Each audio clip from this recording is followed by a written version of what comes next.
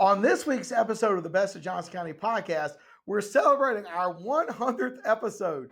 I cannot believe that we've gotten this podcast to 100 episodes in just under 2 years. When we started it, I wasn't sure we were going to get to 20 episodes, and now we're at 100. So Raina Birch and I go back and we talk about all of our favorite guests, interesting things that happened, bloopers, like when we recorded Donna White with no video, and other things that we have learned, and the people we've met along the way, telling the story of Johnston County through small business owners, community leaders, and all of our friends and that we've met along the way. So listen in. Welcome to another episode of Best of Johnston County, brought to you by Breeden Law Office. Our host, Jonathan Breeden, an experienced family lawyer with a deep connection to the community, is ready to take you on a journey through the area that he has called home for over 20 years. Whether it's a deep dive into the love locals have for the county or unraveling the complexities of family law, Best of Johnston County presents an authentic slice of this unique community. Hello, and welcome to another edition of the Best of Johnston County podcast. I'm your host, Jonathan Breeden. And on today's episode, we're going to have a special edition as this is our 100th episode of the Best of Johnston County podcast. I and Raina Birch are going to talk about some of our favorite memories over the last almost 2 years of doing this podcast. Neither one of us can believe that this is actually the 100th episode. When we started this, we were doing everything in our power to just get guests on, and we had no idea that it would draw this many views and have this many subscribers on YouTube and this many downloads. It has been absolutely unbelievable. So we're going to talk a little bit about our favorite guests, things we've learned, the people we've met, and sort of how this is going to move forward into the future. But before we get into that, I would like you to like, follow, and subscribe to this podcast wherever you're seeing it, whether it be on Apple, YouTube, Spotify, TikTok, LinkedIn, X, Twitter, whatever you want to call it, or any of the other social media channels of the Best of Johnston County podcast. The Best Johnston County podcast comes out every single Monday and has now for almost 2 years, as this is the 100th episode. I just can't even believe it. But anyway, so if you would do that, you'd be made of future episodes of the Best Johnston County podcast. We've got a lot more great guests coming, some of which we've already recorded before this one goes live. I think if you've enjoyed this podcast so far, it's only going to get better as we get better at bringing it to you.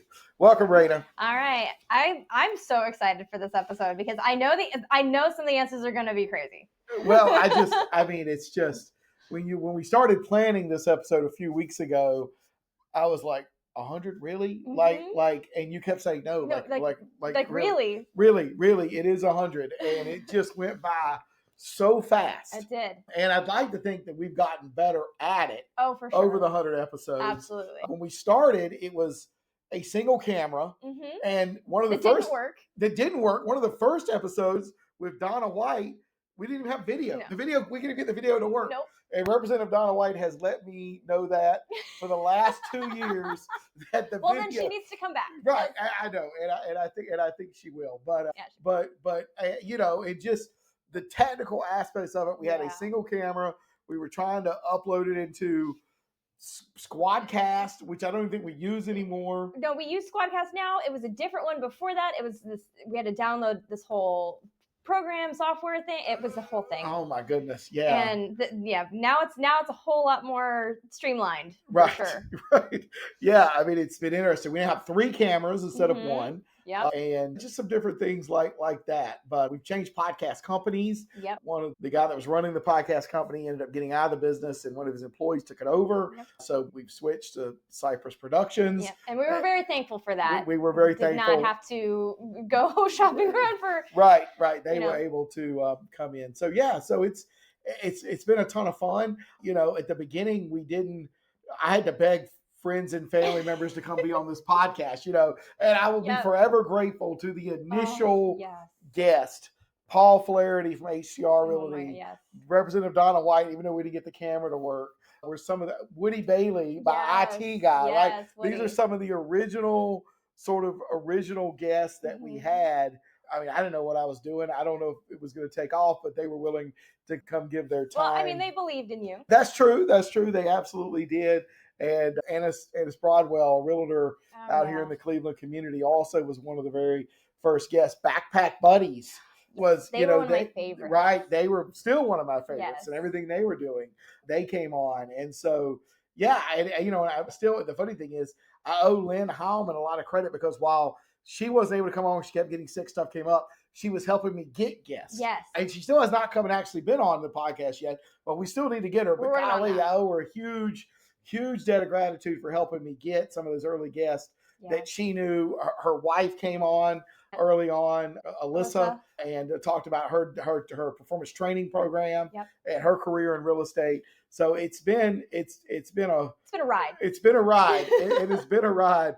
But I would have never thought, and when it started, I didn't want to separate the podcast from Breeden Law. Mm-hmm. And you told me I should. You have to. The marketing people. And I was like, nobody's going to watch this podcast. What are you talking about? No. But then all of a sudden, the podcast really became its own thing. Yep. The podcast now has over 4,000 subscribers on YouTube. Almost 5,000 subscribers on YouTube. So over 1,000 on Facebook.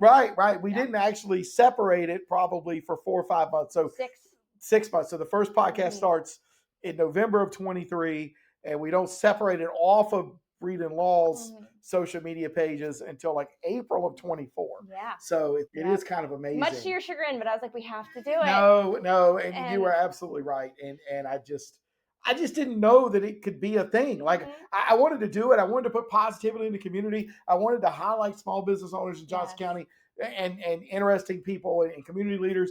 And that's what we've done, and that's what we'll continue to do.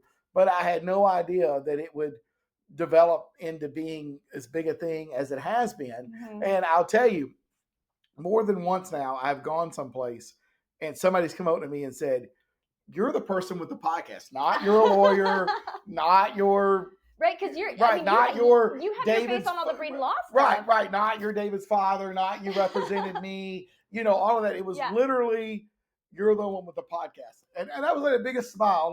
Now I'm a podcaster because people recognize me for being a podcaster. But anyway, it's been really neat. And we've met so many great people that when you start a podcast, the first thing you do is make a list of 50 of 100 friends you think would come on. Yes. So I made that list. Yep.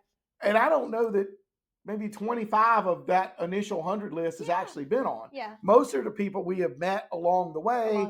We've met at varying events. We've invited. They've been referred to us. As I say, other people have been like, "Oh, you should bring on, so-and-so." And made the connection for us. So it's been a lot of fun. I hope everybody's enjoyed listening to it and watching it. It's been a ton of fun doing it.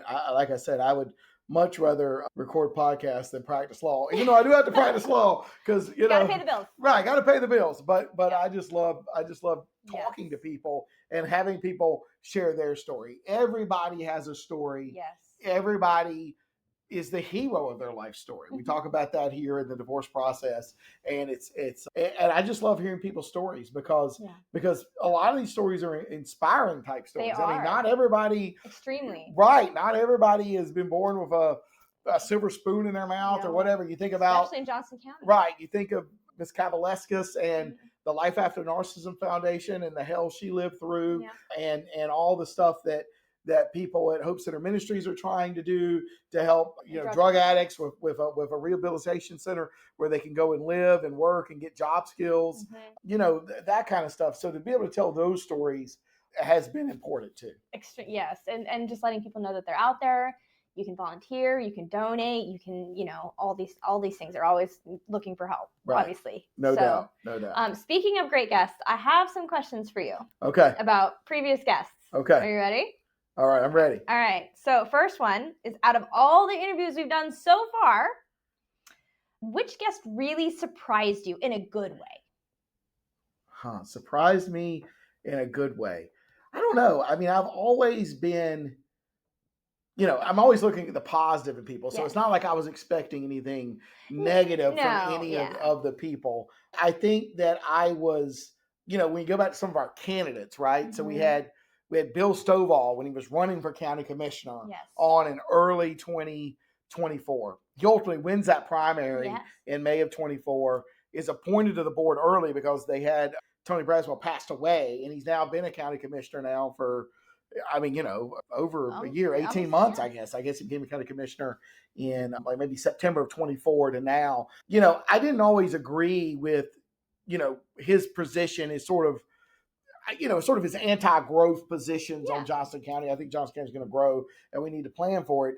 But once you started listening to his reasoning and his plans, he made a lot of really good points. Yeah. Some of which I didn't agree with, but like it was educational for me because he had done his homework as to why he thought we were going down the wrong road. Now, what has been interesting is to watch him as a county commissioner and still a good friend of mine, not exactly do what he said he wanted to do as he's gained more information sitting on the board, right? It's one thing to sit in the audience. It's another thing to sit in the front, right? To be in the game. To be in the game. Well, and you get a lot more information and you start to understand what your options actually are, not what you wish them to be. Wish they were. But I did learn a lot from that one, and I did enjoy talking to him and developing a friendship with him. Yeah. But the candidate ones have always been interesting because we've had Democrats, we've had Libertarians, we've had Republicans. So it's been pretty interesting. Yeah. Well, we just wanted to make sure, especially during elections, that our viewers are getting all of the information, all of the options. Right. The candidates that were willing to come talk to us. Exactly. So no doubt. So, okay. So number 2, what episode do you find yourself thinking about the most after it's like aired or after we filmed it? Even to this day. It's the ones that really was some of the nonprofits, right? The Isaiah 117 house. Yeah. I did not know that was coming to Johnston County. And so they said it was the first one in North Carolina. It's the first one, right. And so that is a home that is being built in Selma as we speak. That would be a transition place for children coming into foster care where they would go until they could be placed into a foster home. So instead of going to a DSS office or a cubicle or something, they could go to a home with toys and a shower and new beds clothes and beds so they could be placed with a foster family. Because I did so much work with foster care. I represented parents and DSS court for many, many years. We still help parents dealing with the Department of Social Services. So that help. I mean, Mark Davis with Hope Center Ministries, Mark Hall with Hope Center Ministries, bringing that home here to Johnston County, where people that are overcoming drug addictions and stuff can go and live and work and gain job skills and it not cost them a dime. Backpack Buddies, of course, back to one of the original ones, sending home backpacks full of food every weekend to children who may not have food at their home so that they would have something to eat over the weekends. And also helping over the summer. And over Christmas break. And right. And Coach Fred, just a few weeks ago, Coach Fred and what he's doing with his mentorship of young men and helping parents advocate for their children when they've been bullied and feeding the homeless. And the Thanksgiving dinner that they do. The Thanksgiving dinner Coach Fred does. So on Thanksgiving Day, which is great. That's usually not an option for Right. I mean, there's been so many. So you go back to the Miracle League, Monty and the Miracle League and all they're doing. That episode ran, I think, in February of 25. So I mean, and if you haven't been to a Miracle game, I highly suggest you go. It is one of the most uplifting experiences you can have for free. For free.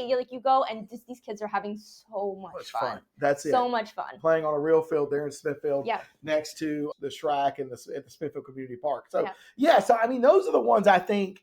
Because they're heartwarming. Of course, I'm empathetic. You're empathetic.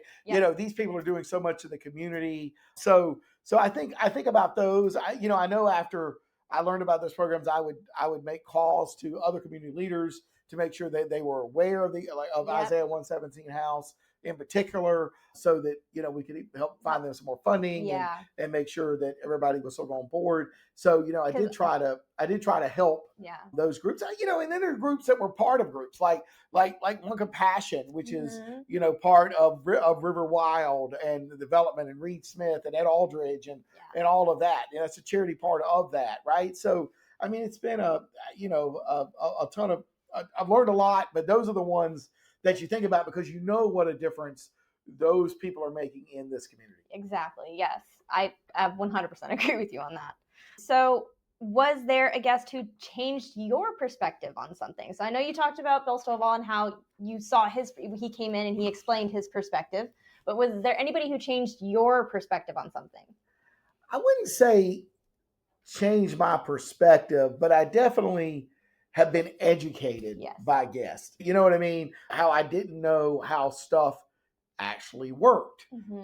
So I'm kind of old and cantankerous and whatever. No, I mean, you know what I mean? No, I'm not that. But I'm saying, like, I mean, maybe didn't, but definitely had a lot of people educate me on a lot of different things that I didn't know anything about. And so that's what it's been about. When we interviewed the Clayton Women's Club a few weeks ago, and they were saying that they had been listening to the podcast, right, and how much they had learned by listening to the podcast. Trish, I think was her name. Yes. Yeah. And so, it's like, and she just found the podcast. Yeah. So she's gone back and listened to like a whole bunch of episodes, and she's only been in Johnston County 5 years, and she saw how much she had learned by just listening to the podcast after finding it, getting ready to be a guest. So, and that's what the whole goal of this was to be. So for somebody to say that they really learned stuff from it, and I've had tons of friends and neighbors tell me the same thing, that's been great. Yeah. I mean, like you said, this podcast is all about bringing political leaders, community members, nonprofit organizations, small business owners to all of Johnston County in hopes that you don't have to go to Raleigh anymore. You can stay here. Right. There's lots of things to do here, lots of places, organizations to support here, people who need help here, all of that. Correct. Okay, so in your opinion, who was the most entertaining guest? Because you are very entertaining and you're very animated. You're very animated, and you definitely know how to talk. You're a lawyer. But who do you think was the most charismatic guest? I don't know. I mean, Donald O'Meara, he's sort of a high energy realtor guy. Yeah. I think that may still be the most views of any one we've had, or it's close. It's close. I think like on YouTube, that episode, or some portion of that episode got well over 10,000 views. Yeah. And so, he was pretty dynamic, and he's a high energy kind of guy. Yeah. And I think that came through in that episode as we were talking about the housing trends and the high interest rates, and how the housing market had slowed, how he had grown his business, how he'd grown his business. He'd been in inflatables and party rental type stuff, and then he started Amir Realty, and how it's grown, and how it's grown. I mean, I bet it's probably doubled since he was on. I mean, it's so that was great. So I would definitely say Donald O'Meara. Okay. All right. Personally, I think maybe the most charismatic one was actually the mayor of Selma, Byron McAllister. McAllister, yes. He was very eloquent, very well spoken, very He was. He absolutely was. I liked Byron McAllister. He, I didn't agree with everything he had to say. No, but you're never going to. But he, he definitely had plans for Selma and was executing them. Yes. All right. So, was there a small business owner or nonprofit leader who inspired you? And it sounds kind of like your answer might be Isaiah 117, but is one specific one? And inspired me. I mean, I definitely think, the nonprofit ones, Carlton McDaniel, Able to Serve, and what they do with an adult structured day program where disabled adults can go and learn life skills and be trained on and work and do tasks and jobs and stuff like that. I've known Carlton for a long time. I was recently a guest on his podcast, The Serving Effect. But I mean, you can't be around people like Carlton McDaniel and not be inspired. The same thing with Monty and the Miracle League. Yeah. That kind of stuff. I mean, really, I think that was stepping up to fill a role in the community that's desperately needed. Right. Well, and the Blue Knights Motorcycle Club. Yeah. I didn't know anything. They reached out to us. Yeah. They came on. I mean, I had no idea that you had these law enforcement and former law enforcement agencies raising money and doing so much good in the community by just through their motorcycle club and having rides and sponsoring rides and supporting rides and raising scholarship money and all of that. So, I mean, a lot of this has been, some of these people I've known and are friends of mine or groups I've been aware of But a lot of these people, I had no idea. Yeah. They reached out to us, or they were referred from somebody else. Mm-hmm. And so then you really learn a ton. You know what I mean? Those have been some of my favorite surprise guests, the ones that reached out to us on social media and said, hey, I watch your podcast. I love it. I own a business, or I'm part of a nonprofit, or can we come on? And we've had so many great guests because of that. So anybody watching or listening, if you think that if you have a small business, or you know someone who has a small business and you think would be a great guest, tell them to message us. Right. I mean, I enjoyed Just Dog People because they brought a dog. They brought one of the dogs with us. Oh my God. The dog sat there and did not bark or anything, so cute. Right. And they're the ones who you use when you go out of town. I buy stuff from them. Yes. I used Bon Voyage is the that's right. Is the that she used to own is the kennel. The kennel that she owned and she sold, and now she has Just Dog People here at 4042. But she started. Her mom built that. You spend a small fortune at Just Dog People every month. do. I just have to make sure that I keep my daughter out of it when I'm there, because I mean, it just. Why do we need this? Well, we do, and then I buy it, right? Right, and then I buy it. That's also your child is just furry. And right. That's exactly right. Have family law questions? Need guidance to navigate legal challenges?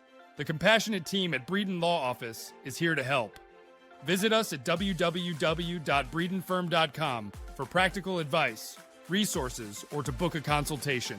Remember, when life gets messy, you don't have to face it alone.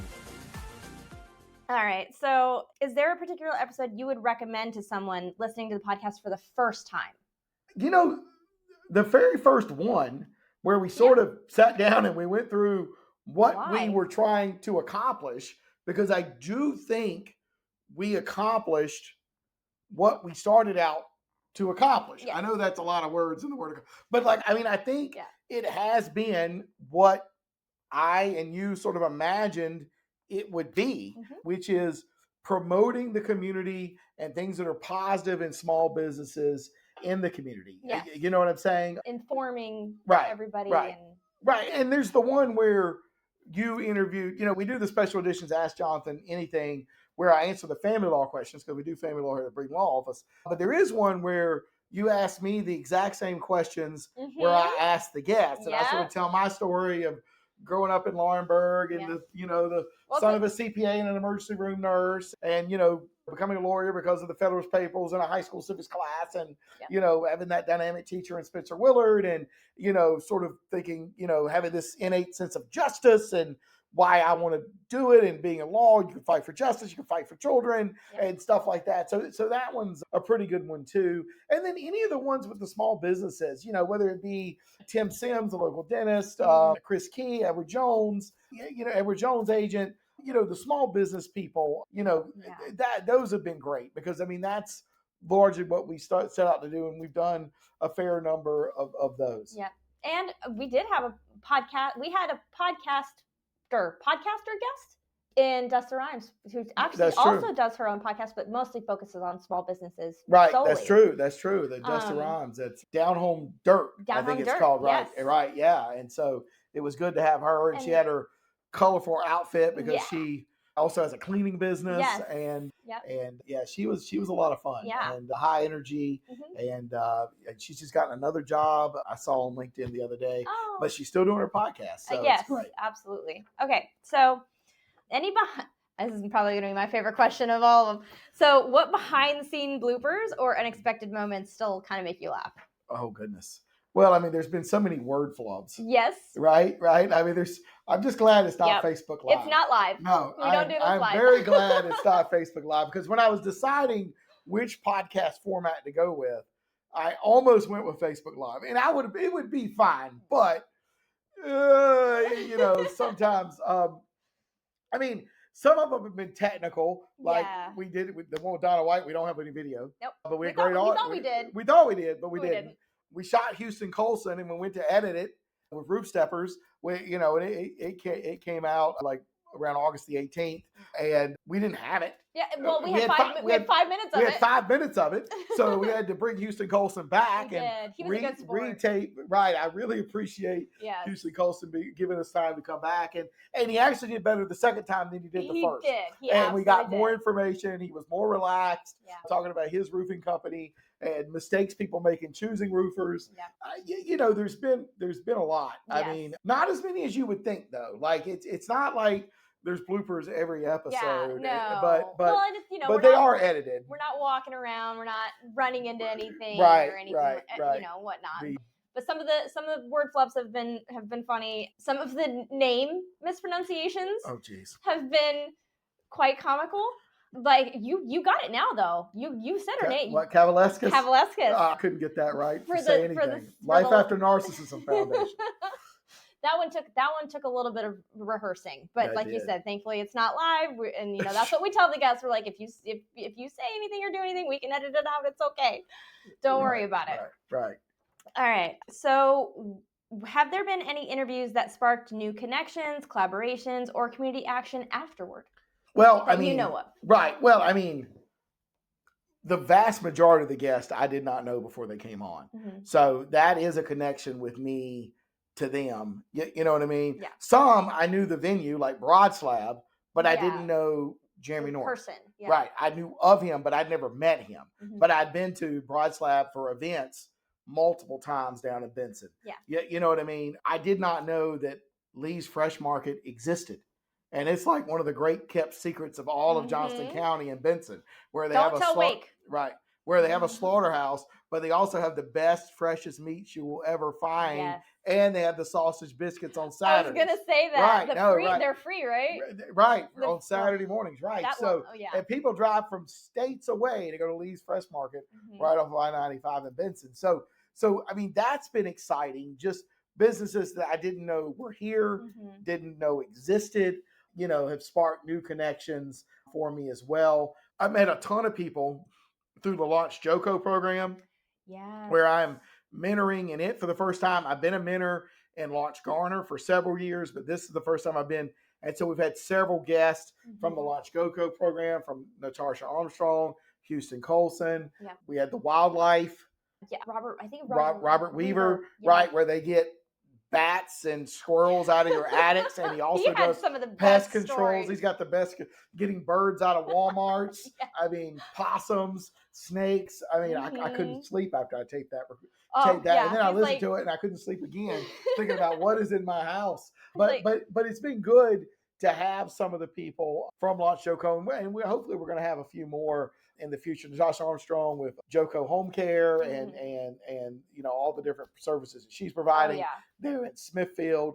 I tell you what, I was a little, you talk about being skeptical, I was a little skeptical about the men's health in Clayton. The game day men's health. Game day men's health. But, after I talked to him, he's a real doctor. He's a doctor. Right. He's an working in doctor. emergency room. Right. I mean, and, it was pretty interesting, the things he's trying to do with sort of the whole thing, not just testosterone replacement, but also with weight loss, with everything else to help you be healthier. So, so that was an extremely educational one as well. I agree with it. I did not know a lot about that one either. Obviously, because I sit behind the scenes when you guys record everything, but I still, I'm sitting there and I'm learning, and I did not know most of what he talked about. Absolutely obviously, not. I'm not a man, but it's good to know for the men in my life. That's true. So, all right, if you could bring one guest back for a follow-up episode, who would it be and why? Well, I'm trying to get Brad Knott, the congressman, back. That's a tough one. Right, because he was running for Congress when he was here. Yes. He had a lot of ideas. At the time he was here, he'd not won. I guess he was going to win the primary, I guess. Right when he was here, Kelly Daughtry had pulled out and suspended her campaign. Now he is in Congress. So much busier now. Right. I've gotten to see him a few times. I actually got to see him, and I spoke to him last week. We're recording this in the middle of August. Yeah. And he wants to come back on. His team wants him to come back on. It's just a matter of trying to find a time that would work, because they're in Washington so much. But I do want to have him back on. I think we will get him back on, because he has learned so much, having been in Congress for the last 7 or 8 months now, Yeah. 9 months. The big, beautiful bill, what's coming up next, some Yep. of their next plans. I think I've gotten to hear him speak multiple times. I've gotten to meet him multiple times. But I do think that the citizens would be really interested to learn things like the United States ran a surplus in June of 2025 for the first time in 25 years. I know we have this $37 trillion deficit, but we actually ran a surplus for the first time since Newt Gingrich was speaker and Bill Clinton was president, when they actually balanced the budget back in like 98 or 99. Right? 90s. Like we're going back way back. Yeah. So, it's been a long time. And so that's something I didn't know. That's something the public didn't know. That's something the media is not telling people, but it did happen. And while, $30 million may not sound like a lot over, your $37 trillion in debt, at least you're not going backwards, or at least we didn't go backwards that month. Yeah. So, so stuff like that. But I'd like to have him back on. He's gained a ton of knowledge. Because again, it's different being in the audience than in the game. Right, it is. But I think he's truly enjoying it, which they don't always, it's not always something they enjoy, but I do think he seems to be enjoying it. So I'd like to have him back on. All right. I would have said Adrian O'Neill, but we've already recorded. We recorded Adrian O'Neill's, the county parks and open space director, second thing. I don't know if it's going to run before this one, but if it hasn't, it will be running right near this episode where we talk about the Mountains to Sea Trail. We talk about the Cleveland Community Park, which I think they call the Johnston County Regional Park. Yep. We talked about a new park in Four Oaks. We talk about a walking trail behind Wilson's Mills, the new Wilson's Mills High School, a 2-mile trail along the river there. Yep. So a lot of neat things. So those are the ones. Yep. And that's one of the ones I think people ask about the most, the original Adrian O'Neill episode, which is why we wanted to have him come back and kind of give us an update. Right. To, almost 2 years later. Yep. Right. That's crazy. Right. Right. All right. So so it's kind of great question to follow that up with. When you run into people who listen to the podcast, is there a guest that they talk about the most?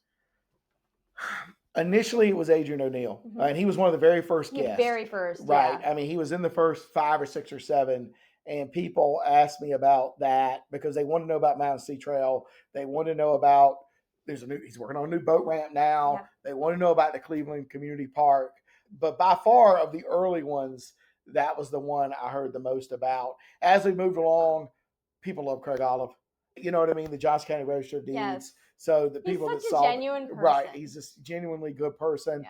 People would ask me about that. We had the county manager Rick Hester on twice, and the Novo ones. I've had several people reach out to me about Stacy Beard with Novo Nordisk and what they're doing and the expansions there. And they're hiring, as she said, we're hiring. She said that in both episodes. So with the new expansion there with Novo. So, there were other ones that people, asked about or commented on. Melissa Overton with the Overton experience and all of her medical training and medical.me. Dana Wooten with the Clayton Chamber of Commerce and launched JOCO and all the things the Clayton Chamber of Commerce are doing. So, I mean, there have been Tim Sims, the dentist, people talk about, an electric toothbrush versus an actual toothbrush when he said that. So, I mean, there's a lot of ones that have created conversations, but those are the ones that I think the most about. I think about that one all the time, but for a different reason, because he called me out off camera for drinking coffee. Oh, okay. Do you remember that? I don't remember that. He called me. I was off camera, and he was like, much like your, assistant, did you drink coffee? And I'm like, there's no need for that. That was uncalled for.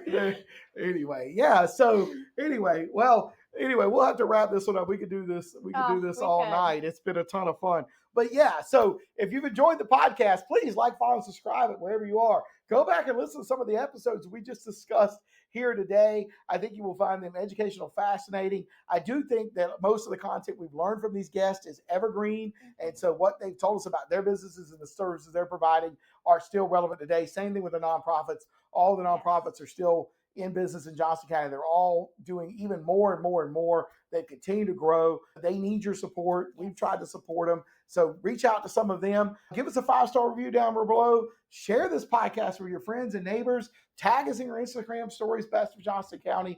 That's how we grow this podcast, so that we will be here for the next 100 episodes where we will continue to tell the story of Johnston County. Until next time, I'm your host, Jonathan Breeden.